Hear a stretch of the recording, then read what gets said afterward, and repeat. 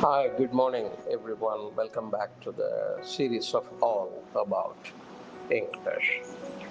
Throw in the towel அப்படின்னா துண்டை விட்டு எறியறது. இது எதுக்கு அப்படின்னா அவங்க இனிமே போட்டி போடுறதில்ல. ஒரு போட்டியோ இல்லை ஒரு முயற்சியோ அதை கைவிட்டுட்டாங்க. Admit defeat, stop trying after a hard struggle. பெரும் போராட்டத்துக்கு பிறகு இனிமே அது பிரயோஜனப்படாது அப்படின்னு அவர்கள் முடிவு பண்ணி அந்த கைவிடுதலை த்ரோ இன் த டவல் அப்படின்னு சொல்லுவாங்க. இது எதுலேருந்து வந்ததுன்னா பாக்ஸிங்லேருந்து தான் வந்தது.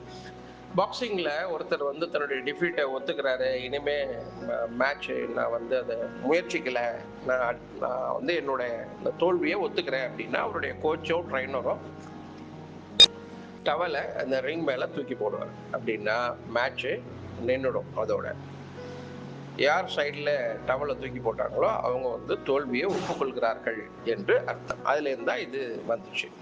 ஓகே.